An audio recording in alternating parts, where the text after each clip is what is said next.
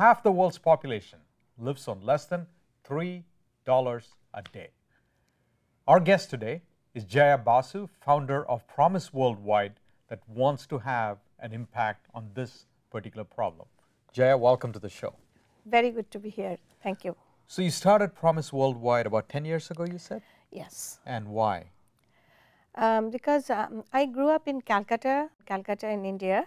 And at the time I used to work as Missionaries of Charities, Mother Teresa's organization. Yeah. But you know, there are so many poverty every day. Whenever I go to school, college, every university, all the time, I can feel that we should do something for these kids on the street. It was a dream inside me. I nurtured, and when I came to USA, I felt this is the country where I can fulfill my dream. Interesting. And really, I got so much support from this country. I am a local Rotary member. And I got really big support from that Los Gatos Rotary. So you mentioned you work with Missionaries of Charity, and to some extent Mother Teresa was your inspiration. I can clearly see that at least two trends. The first was when Mother Teresa was originally in Calcutta, teaching in a very rich private school. She looked out of the window and saw the slums, and she said, that's where I want to go and serve, and asked her Mother Superior. I lived in Calcutta for a couple of years, and I know the situation intimately. For most people, you become completely immune or blind to the situation. Apathy develops. You feel it's too big a problem for any one person to solve. But something prompted you. You said, you need to take a stand. And I'm curious about what gave you the drive. One incident I remember, I was traveling in a train station with my kids. I bought them ice cream. It was a very hot summer day. 50 or 60 kids, the beggars' kids from station, they just grabbed those lid to lick those ice cream. The leftover ice cream on the lid. Leftover ice cream. Wow. And my kids got so upset. I bought all ice cream for all the kids, and I had to take money from my mom for my taxi fare. But that day I decided that at least I should try. We founded basically a community center like thing. It's a 1800 square feet huge hall with a kitchen and you actually bathroom. built a building there? Built a building. In the slum?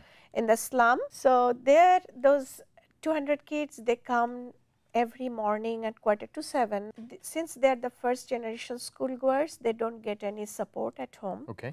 So we appointed 11 teachers, and they help them from 7:45 to 7:45 for their homework, to help them for the study. And then they have a full meal. We have appointed 2 cooks. They come every day. Then they go to school. We send them to local schools since we don't have big facility as a school building. So you provide them food, you provide them with education or additional education and support and guidance. The group I started with, the first group, 5 kids, after 10 years, last year they came out from the high school. All of them.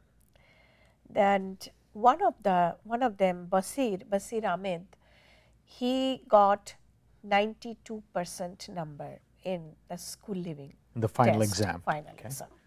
And now I am helping him personally as getting prepared for engineering school. Wow! So you're going to go to professional college now? Yeah. He will go to professional college, but his family wants to send him to some leather factory for work, but that really he cannot do. So I appointed him as a teacher in our project, where he teaches all those little kids in the primary section, so that he can earn 2,000 rupees, which he can earn in the leather factory, and give it to his parents, and other time he can study. So this is basically first generation schoolgoer is teaching first generation schoolgoer. And I understand as you became more successful with these kids, Promise Worldwide, at some point you decided I need to start working with the mothers of these kids.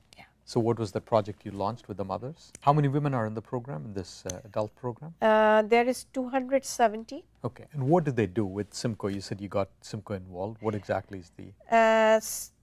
They basically knit.